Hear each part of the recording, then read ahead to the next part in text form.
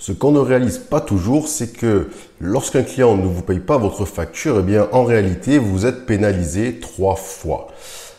D'une part, vous perdez de l'argent et vous perdez de l'argent quoi qu'il arrive. Pourquoi?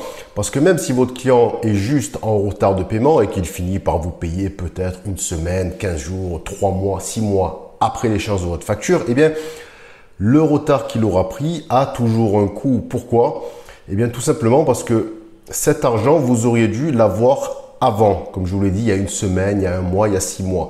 Et cet argent, pendant ce temps, il dort sur le compte en banque de votre client. Donc, en fait, lui fait fructifier votre argent. Peut-être qu'il a placé quelque part, peut-être qu'il a investi quelque part, peut-être même tout simplement qu'il l'a mis sur un livret A. Enfin, peu importe. En tout cas, cet argent travaille pour lui. Et de votre côté, eh bien, il ne travaille pas pour vous puisque vous ne l'avez pas. Donc, vous avez perdu du temps, de l'argent. Et même si ça peut se monter juste à quelques centimes ou quelques euros, si vous cumulez en fonction du montant des factures, en fonction du nombre d'impayés que vous avez, vous additionnez tout ça et sur une année, je peux vous garantir que vous avez perdu pas mal d'argent. Deuxièmement, vous êtes pénalisé aussi. Pourquoi? Eh bien, parce que quand on a une facture impayée, un client qui ne paye pas, eh bien, on est énervé, on est frustré. Et c'est normal qu'il ne le serait pas. Vous, de votre côté, vous avez rempli votre part de contrat, c'est-à-dire vous avez soit exécuté votre prestation, soit livré vos produits, votre marchandise, et votre client, lui, de son côté, ah bien, il ne respecte pas ses engagements.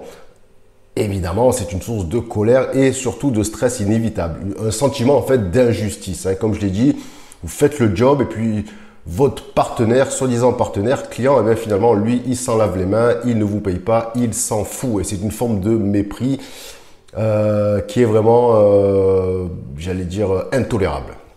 Troisième raison pour laquelle vous êtes pénalisé, tout simplement parce que vous perdez votre temps. Quand un client ne paye pas tant à payer, eh bien, qu'est-ce que vous allez devoir faire? Le relancer. Vous allez devoir faire des courriers, peut-être des mails, lui téléphoner. Vous allez devoir mettre en place des actions de recouvrement. Peut-être, dans des cas extrêmes, faire appel à une société de recouvrement ou un avocat, un juriste, etc. Franchement, entre nous, vous n'avez rien de plus important à faire. Par exemple, eh bien, vous concentrez tout simplement sur votre cœur de métier, sur votre activité principale. C'est déjà mieux, non? Quand même. Alors, que faire face à un impayé? Et surtout, en fait, que ne faut-il pas faire? Alors, on va passer en revue vite fait une liste non exhaustive, comme toujours, de ce que font la plupart des gens ou des entreprises, tout simplement, quand ils sont confrontés à un mauvais payeur. Première chose, ils improvisent. À chaque nouvelle facture impayée, ils paniquent et mettent en place des stratégies, d'une part aléatoires, et d'une autre mal hiérarchisée. Pardon. Il n'y a aucune organisation, aucune méthodologie. Alors ça, je l'ai souvent vu avec mes clients et dans des entreprises. En fait, comme je vous dis, les gens improvisent, ils n'ont pas de stratégie globale et donc chaque nouvelle facture, finalement, vous recommencez à zéro. Vous n'avez pas mémorisé, vous n'avez pas noté, vous n'avez pas mis en place un plan qui vous permet de réagir, on va dire, d'une part rapidement et efficacement. Résultat, on l'a dit, perte de temps, d'argent, d'énergie, encore, toujours. Deuxième chose à ne pas faire, s'agacer, menacer ses clients. Très, très mauvaise idée. Si vous vous énervez au téléphone, si vous commencez à menacer votre client, votre interlocuteur, c'est pas forcément votre client, ça peut être le comptable de votre client, ça peut être le réceptionniste ou la réceptionniste de votre client, peu importe. La personne que vous avez en face, si vous vous énervez, si vous la menacez, vous savez ce qui va se passer? Eh bien, c'est comme vous, c'est comme moi, c'est comme tout le monde. Une personne qui se sent agressée va se braquer. Et quand on se sent agressé, qu'est-ce qu'on fait? Eh bien, on se venge. Et comment va faire cette personne, votre interlocuteur, pour se venger de la discussion énergique qu'il a eue avec vous, peut-être des insultes ou des menaces? Eh bien, il va vous toucher là où ça fait mal, là où est l'objet de votre appel, de votre relance. Il va tout faire pour retarder encore plus la mise en paiement de votre facture. Je sais de quoi je parle, c'est du vécu. Exemple concret, vous relancez le comptable de votre client. De suite, vous vous énervez, vous montez sur vos grands chevaux, vous l'insultez, limite vous les traitez de feignants, d'escrocs. La comptable, en fait, elle y est pour rien, parce que c'est pas elle qui vraiment valide le paiement. Qu'est-ce qu'elle va faire? eh bien, elle va tout faire pour ne pas que son chef mette la facture en paiement. Donc, par exemple, elle ne va pas lui transmettre, elle va la mettre à la poubelle. Vous voyez, ce genre de choses arrivent souvent quand les gens se sentent agressés. Troisième chose à ne pas faire face à un impayé, c'est confier vos factures impayées au premier venu. Exemple, le stagiaire qui n'a aucune expérience, une société de recouvrement aux pratiques douteuses. C'est pas la majorité évidemment, hein, mais il y en a. Et à l'arrivée, c'est un peu la double peine qui vous guette. D'une part, vos factures ne sont toujours pas payées. Et deuxièmement, votre réputation de professionnel en prend un coup. Ça aussi, je l'ai vécu. Il n'y a rien de pire pour votre client, parce qu'il ne faut jamais oublier que ça reste vos clients, hein, et que le but, c'est quand même de résoudre ce petit conflit pour conserver ce client, ne pas le perdre. Sauf cas extrême, évidemment. Et donc, si vous confiez la relance de vos impayés à on va dire, à un amateur ou un roublard, ben, qu'est-ce qui va se passer? C'est que vous allez renvoyer une mauvaise image. C'est toujours pareil. Votre client va se dire, mais qui c'est ce type qui me relance? Il est débile, il est agressif, il n'est pas pro. Enfin, vous voyez, donc ça renvoie une mauvaise idée. C'est comme si, c'est pareil, si votre service RH, marketing, comptable, il y a des gens qui font mal leur boulot, qui se comportent mal, ou même un vendeur, surtout un vendeur, eh bien, vos clients vont très mal le prendre, ils vont aller voir ailleurs. Donc, n'oubliez pas, pour le recouvrement, c'est pareil.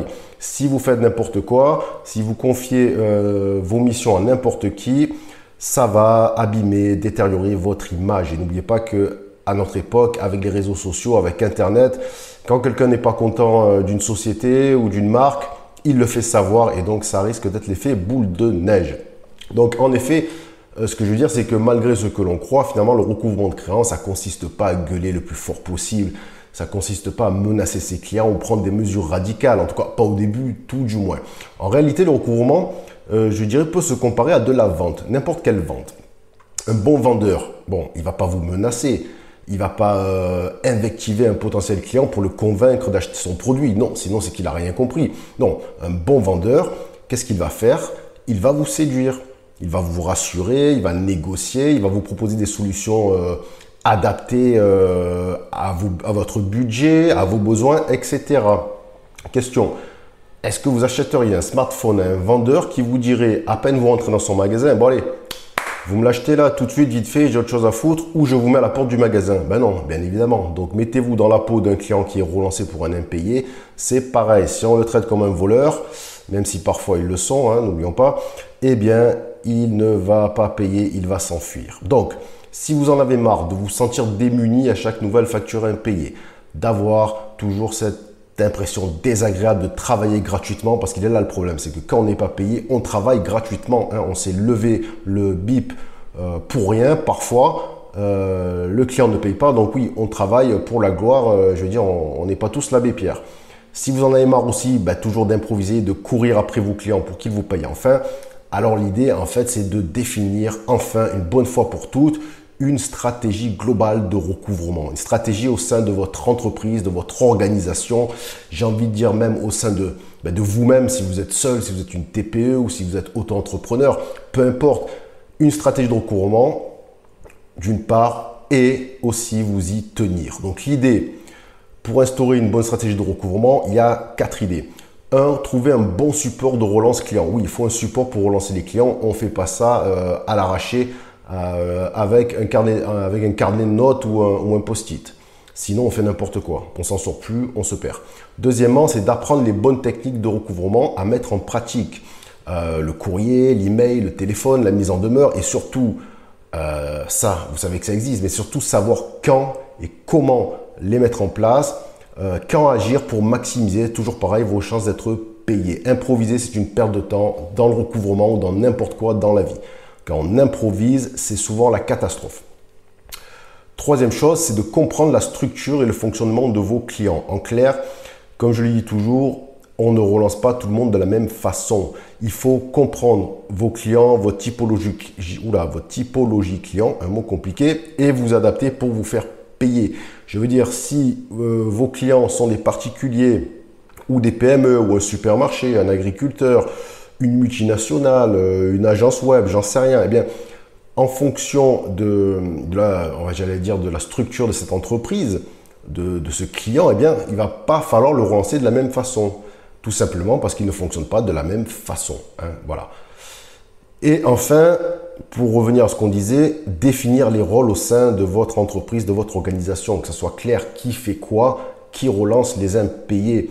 Et une fois de plus, je dis, il ne faut pas que ce soit n'importe qui, il faut que ça soit clair, que cette personne soit formée, qu'elle soit compétente, ou si elle débute, parce qu'il faut toujours laisser sa chance aux débutants, évidemment, hein, ne soyons pas stupides, mais il va falloir que quelqu'un l'encadre, la forme, lui explique. Voilà, il ne faut pas lâcher, j'allais dire, lâcher vos impayés à n'importe qui risque bien de faire n'importe quoi. Alors, tout ça, pour l'apprendre, le mettre en pratique, moi ce que je vous propose en conclusion, c'est de l'apprendre et de le découvrir dans la formation vidéo, le recouvrement de créances pour les nuls. C'est vraiment la formation de base, une formation vidéo complète où je vous apprends tout sur le sujet pour mettre en place une stratégie efficace de recouvrement. C'est le B.A.B.A, c'est le recouvrement pour les nuls. Nuls évidemment en référence à la célèbre, au célèbre éditeur de livres, hein, avec des objectifs très clairs, très simples. Un, que vous démarriez ou repartiez sur une base saine et constructive, c'est important, il faut tout nettoyer, tout remettre à plat. 2, que vous sachiez quoi faire quand vous avez des factures impayées, que ça soit fait au tac, qu'il n'y ait pas d'hésitation, pas d'impro. 3, que vous arrêtiez, je viens de le dire, je me répète, mais c'est important, d'improviser, de commettre des erreurs, parfois fatales pour votre trésorerie, que vous arrêtiez de perdre votre temps. Parce que là, au bout d'un moment, on est énervé, on est frustré, on a autre chose à foutre, excusez-moi du peu. En d'autres termes, que vous récupériez votre argent et que vous travaillez de façon plus sereine. Parce que c'est ça l'idée aussi, le recouvrement. Oui, ça sert à récupérer l'argent, mais dans le fond, c'est surtout être plus serein. Parce qu'on sait où on va, parce qu'on diminue ses impayés. Alors, si ça vous intéresse, si vous en avez marre des impayés, je vous révèle tout en détail dans ce programme. Donc, le recouvrement pour les nuls, c'est pédagogique, franchement. C'est adapté aux débutants, à tout le monde, quelle que soit votre fonction, quelles que soient vos connaissances, votre niveau d'études, ça n'a pas d'importance. Moi, j'aime bien parler aux gens de façon claire. Je suis pas là pour vous embrouiller avec des mots techniques pour faire bien ou pour faire le malin. Ça ne sert à rien, hein. On parle avec pas un langage d'avocat ou de juriste. On parle avec le langage de tout le monde pour être compris par tout le monde. C'est le but. Et donc voilà, si vous voulez partir sur de bonnes bases, c'est le recouvrement de créances pour les nuls. Ça dure 2h30. Je vous donne les clés pour une stratégie de recouvrement claire et durable. Un cours, plus une formation, mais surtout un cours, oui, basé sur mes 12 ans d'expérience en tant que chargé de recouvrement et déjà bientôt, je ne sais plus, 15-16 ans en tant que spécialiste du recouvrement tout court. Alors, je vous mets le lien vers la formation. Vous pouvez la rejoindre dès maintenant. C'est de la vidéo, c'est en ligne, 2-3 clics et c'est parti. Allez, je vous dis à tout de suite et surtout, persistez.